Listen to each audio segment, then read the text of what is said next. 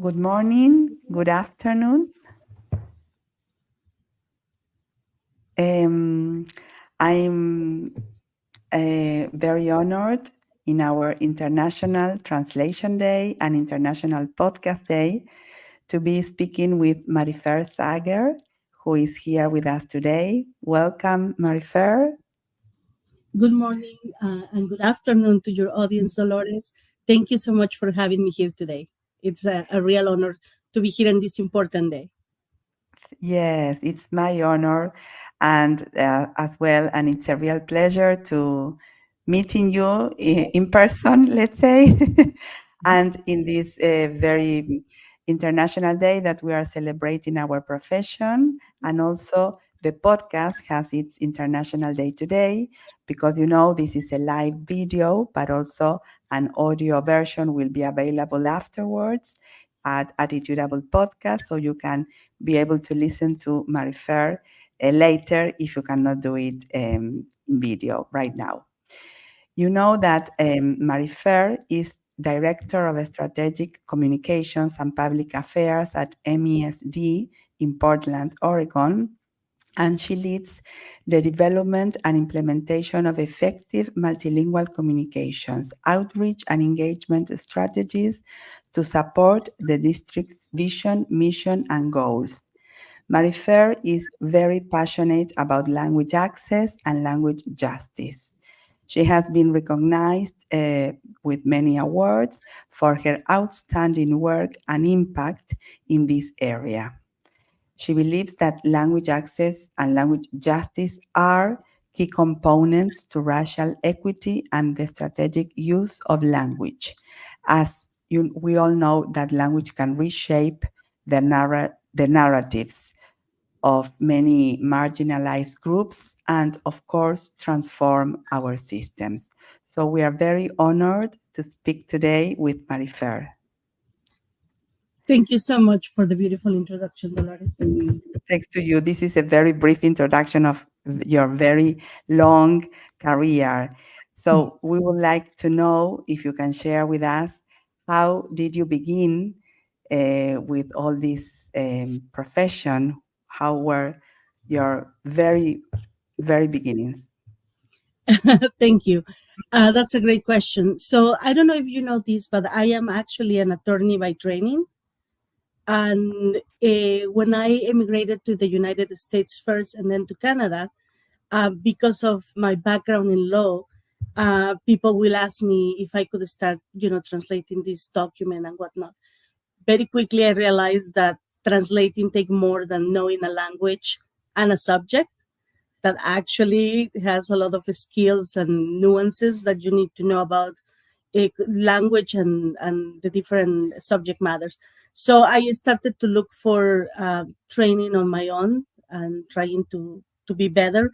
I understood that particularly with legal documents, there is so much in the line for people. So it was important to me to do a good job. At the same time, I was working always in the nonprofit sector. To this day, education districts are nonprofits. So I'm still in this area. But back in the day, I will oversee programs. And through that, I started my journey with developing curriculums or developing toolkits for people that had an educational component, not necessarily a K-12, but educational component to learn how to take care of yourself or how to do finances or how to do different things. Gradually that will take me into, as I was moving and living in different places due to my husband's work. Finally we landed in Portland about 15 years ago.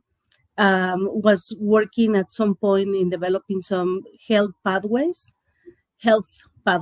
I meant. Mhm. And through that, I came across health literacy. And it was clear to me that one of the barriers that many people will have in all aspects of life with that background in nonprofit that I had was language. So I figured out that the root cause was language, not as much as the knowledge of a specific subject. And that if we were able to break the language in a way that was easy for people to understand what they were supposed to be doing, people will have better outcomes in any subject: health, law, education, housing, whatever. So that got me into a specific direction of analyzing language, getting familiar with plain language, and then trying to figure out how to combine all those tools that now I have to put them to the service of the community. And then one day a friend sent me a job for Portland Public Schools and say, this will be a perfect work for you. And literally Portland Public Schools was like a lab for me where I could go and test different things and theories. Wow, that's incredible. And how was your transition being like more like an independent professional to working in that huge district? Because I imagine it's a very important and big educational district in Oregon, right? Yes. So at the time when I did the transition, Portland Public had something about 50,000 students. So Mm, it was a huge district with many schools, high schools, elementary and middle schools, programs and services in between.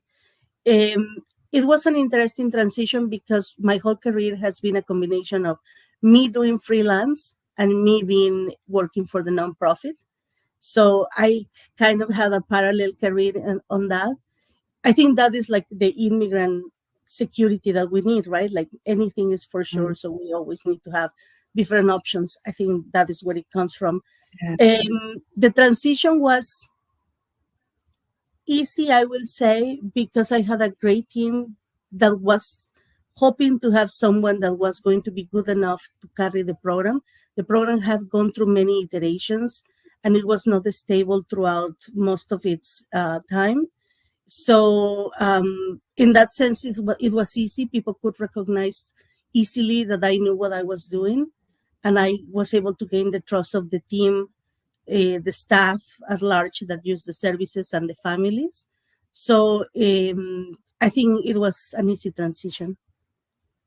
That's great. That's the importance of a team because we are never working alone, and sometimes work gets done and flows when you have all like the same mission or you work towards a common goal, right? Absolutely, and I personally am mission driven, and I am able to pass that into my teams. And I've been very fortunate all my career to have teams that support me, whether it's from the top down or down up. So feeling that sense of support and security is always important because then you have the courage to take risks, try different things, and provide a better service. Exactly. And do you think you began many, many years ago, right? Working there. Do you Right. think that the landscape in the educational field changed a lot since your beginning in, I don't know, more than 10 years ago and right now? That's a very interesting question because it's always hard to tell when you are working on the weeds, Mm. right? But recently, I have the opportunity to present at the Council for Great City Schools, and I had been there about 6 years ago presenting in a similar topic. And 6 years ago, people were like, "Why are we even talking about this?" Like, you know, there was not much interest. And this time that I went 6 years later, people were very interested, very invested. They were asking for, hey, I tried this and it's not working. What do you think I should be doing? Felt a lot like a collaboration. And I was very excited to see people really understanding what language access is and they seeing the impact, which is what I had always say, right? One thing is when we talk about it, and the other is when we see how it impacts the life of our students. Yes, because they manage in a way to implement it, right? To put it into Yeah. practice, something, a different process or a different system. That's great.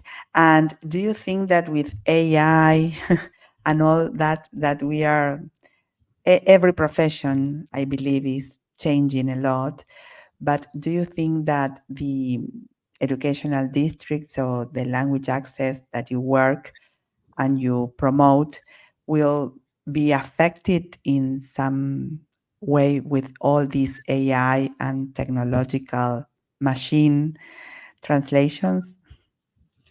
Absolutely.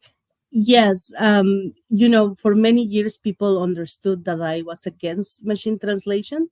And this is what I have to say. I am against anyone that doesn't understand translation using only machine translation, right? Because Mm. we know it's not the most optimal way to do the work. Those that we know. Um, do I think that machine translation does a good job in helping translators that know how to post edit? Absolutely. There are times when we need to translate huge volumes of content, and this might be the best approach to have a whole team that will use machine translation or AI translation these days, and do post editing. So what I don't believe is that we can do, at least up to date, only machine translation or AI translation without the human element, which take us to a different point, and it's like what the translators are being asked to do, right? I think that this is a critical time for everybody, as you were saying, as careers are being affected by AI, to see so if the AI can do this part of the work, what is the part of the work that is left that I can add value to?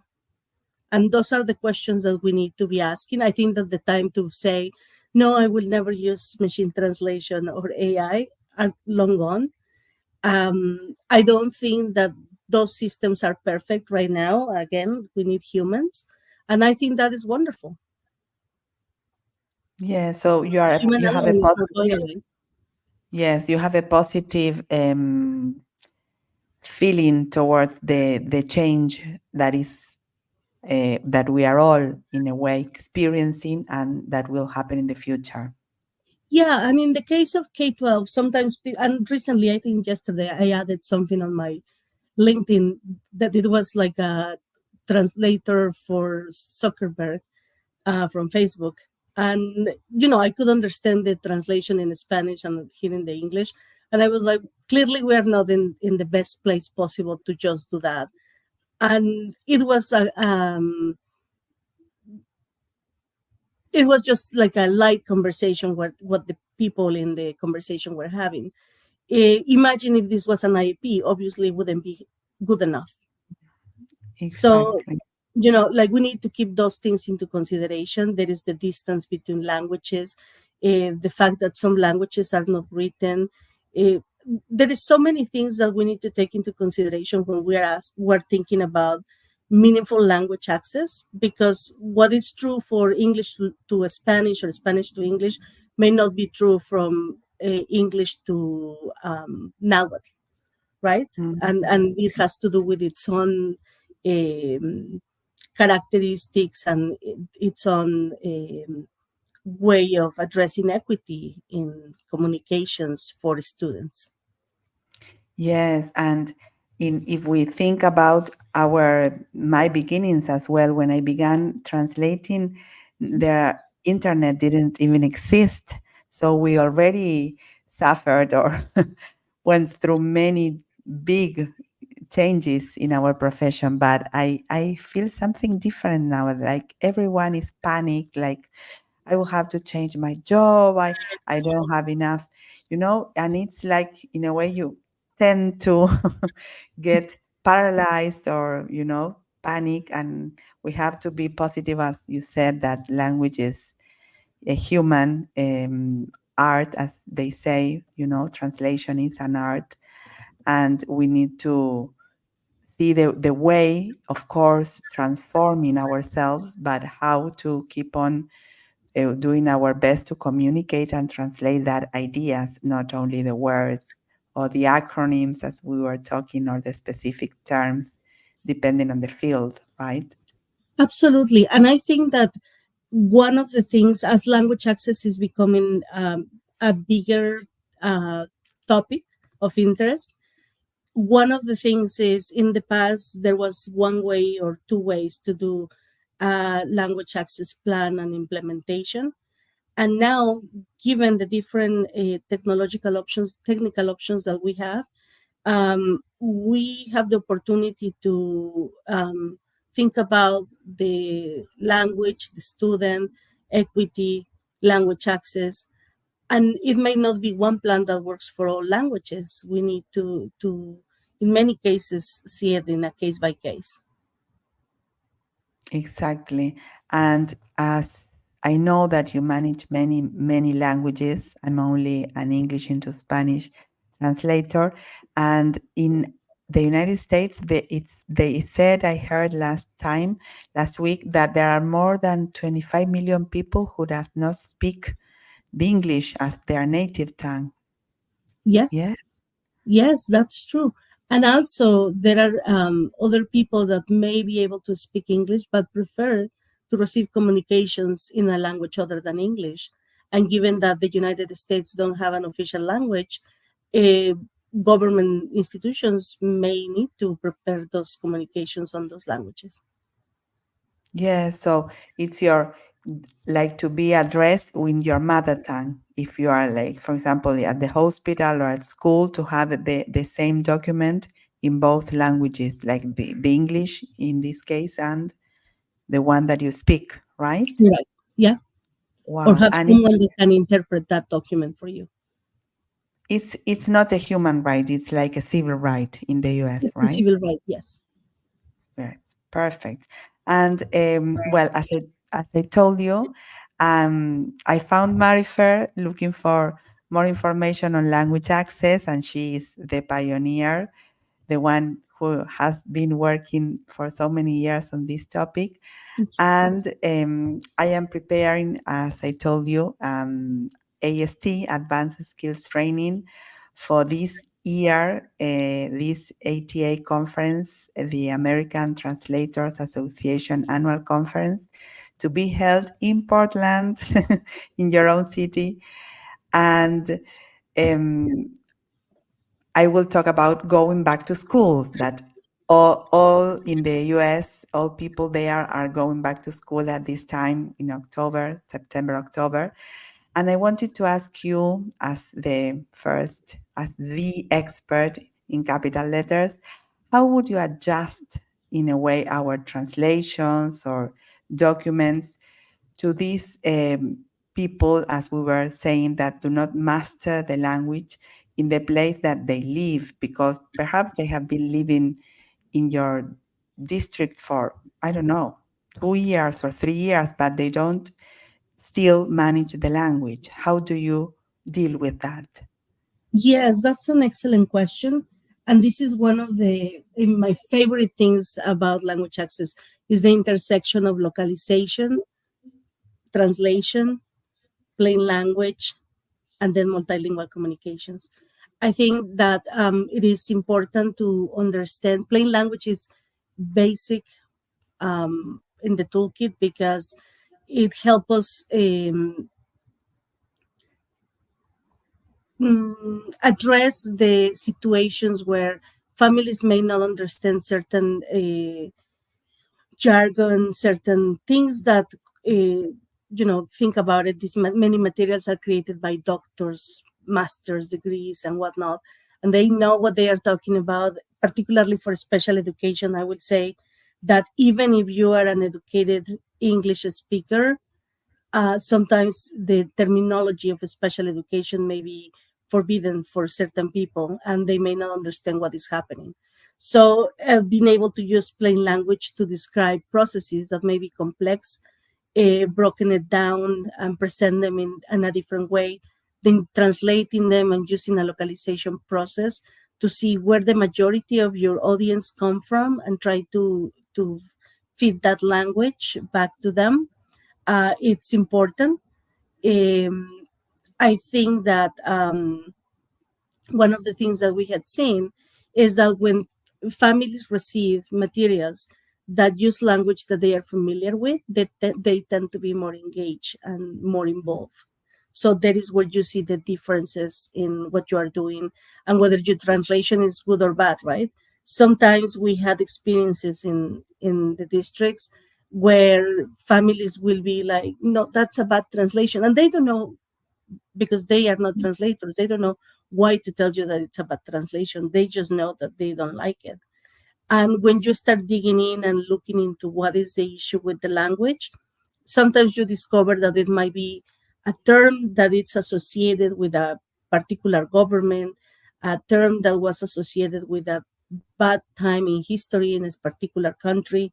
Mm, All those elements that are triggering some memories in the community. And well, we just move away from that, and we work with what feels comfortable for families in terms of language, because that's how language work in real world.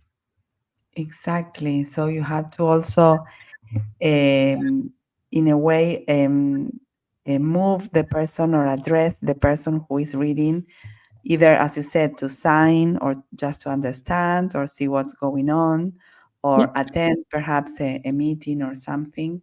Yes, I found it very interesting. I love all the education field and the way the different education systems work, because the US education system is very different from the South American, specifically Argentinian education system. I don't know in Mexico or other countries in Latin America or Europe, other parts of the world, but every every place has its own tricks, the acronyms, the way they are familiar with reading, let's say, the educational language. And we, as translators, localizers, we need to know or study in order to, as you said, not just translate, but do it in a way that is understandable to the person who is going to read it.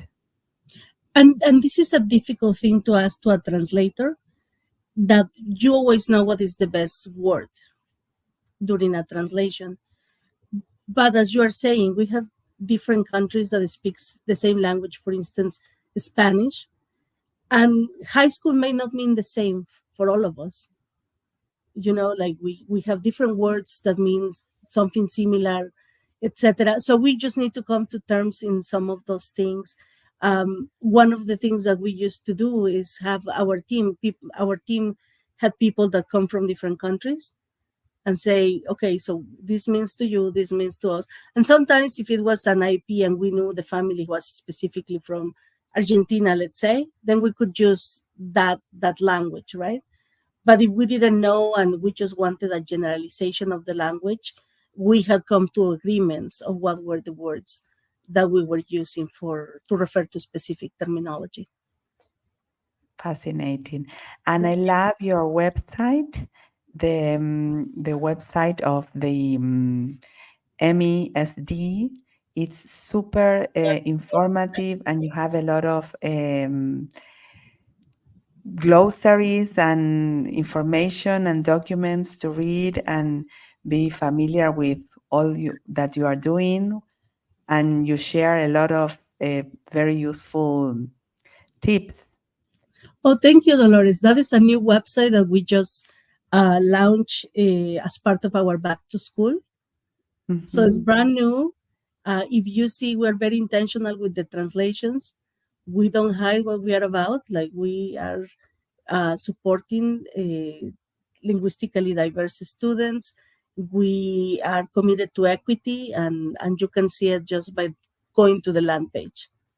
Yes, you have it. I mean, you have it in English, of course, but then you go to the some part, like which says different languages, and you have it in four more languages, like Five, yeah. English, Spanish, and three more. I don't know, Asian Vietnamese, languages. simplified Chinese, Russian, and Somali. And that is a reflection of the students, the majority of the students that speak those languages across the district. And all the site, everything is translated into the five languages. Like, Correct. wow, that's great because not many sites have all that for every languages, perhaps some parts, but Right. not the great. Well, congratulations. It's a very beautiful place and you should go and visit and check because you learn a lot from reading all the things that you have there. Thank you. And well, as we are celebrating our day today, and we will continue because you are just beginning your day, Marifer. Yes, it's very early morning for you. And I would like to know if you can share with us a word, a phrase, or perhaps, I don't know, a mantra or whatever you like that you remember that made a big shift in your life, or is something that you like to remember. For example, in my case, when I finished my studies and I became a professional translator, and imagine, no internet, no computers, it was another career. But my mantra at that time was the best is yet to come. And in a way, I don't know, it stayed with me throughout more than 25 years. And it's something that I always remember, and it helps me to move forward. And which, if you can share with us, is your favorite? That's a great question. I would say that it is a phrase from Gustavo Cerati, actually, Ah, from Argentinian Argentina. singer. Yes. Yes, a rock star from Argentina, the biggest rock star in the world of Spanish language, I Yes. believe. And I guess Yes. You're a fan. I am a huge fan. So I will say, mereces lo que sueñas. Yes. I love Uh, it. translator, por favor, please translate. You deserve what you dream Yeah, of. you deserve Yes. your dreams. Mhm. I think that as a young child, I was always having big dreams.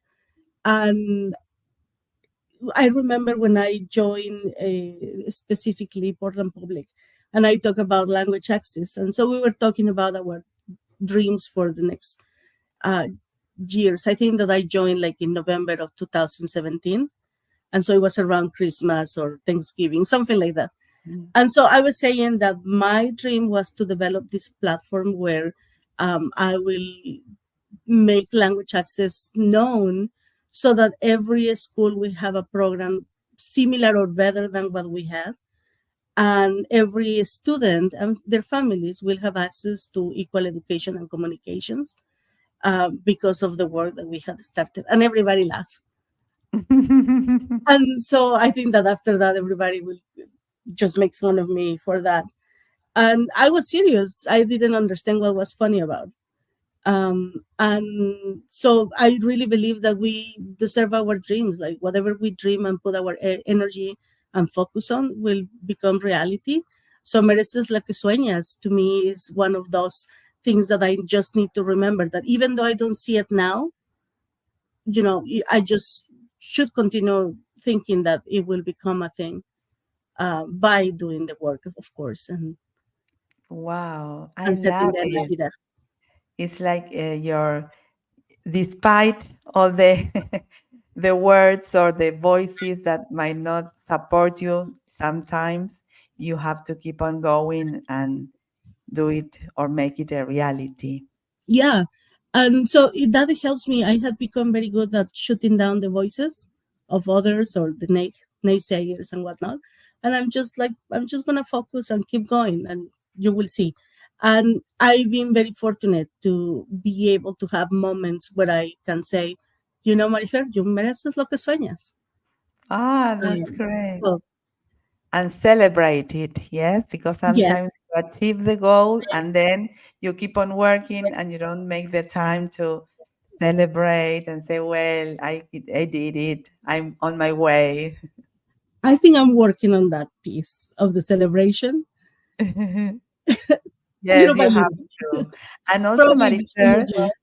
yes, for those of you who don't know, is running for the ATA board this year. So when you vote, if you're an ATA member, you can read her statement. It's at the ATA and vote for her. So we have more language access and all this movement more present in every place all over the world, not only in the United States, but we begin there. I'm Mexican, so sometimes this is difficult, but not to make a statement about myself, but this is one of those mereces lo que sueñas moments, If you Yeah. had asked me 10 years ago if I, ever will be a candidate for the ATA, I would have said, I don't think so. But look at me. Yes, you are nominated. Imagine. I have so many beautiful Mexican friends and colleagues. You have your unique spark, and it stays with you no matter where you live in. Thank you. Yes, it's the same. I'm not from Buenos Aires. I'm from Chaco. That's a province in the northern part of Argentina, Okay. near Brazil and Paraguay. And I moved to Buenos Aires to study, to go Mhm. to university so many years ago.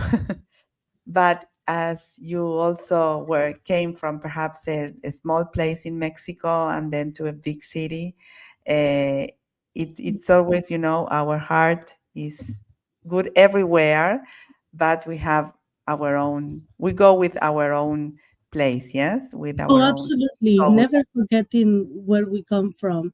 And I think that is important. It's part is that little seed, right? That That you have to started grow. everything. So no, absolutely. Very, Yeah. very proud and happy of where I come from. Yes. Thanks a lot, Marifer. It has been a real pleasure talking to you today. I enjoyed it a lot, learned a lot, and will continue learning with all your research and all the work that you do every day with your team there. Thanks for sharing with us all your Thank you knowledge. so much for the opportunity to talk to you, to get to know you better, to be part of this so important podcast, and Thank to you. be able to communicate with your audience. Thank you. Thanks. Thanks for all of you who are listening to us. And if you would, which is your preferred platform or social media for the people who reach you, Marifer? Oh, probably LinkedIn these days because it's the only platform that I am active now. I think you can search my first Sager and you can find me there. Yes, I will write down in the notes all your information and mainly your LinkedIn account so they can reach you. And thanks again, and hopefully see you in Portland this See you in year. Portland, all of you, for the ATA. Yes, thank you, Marifer.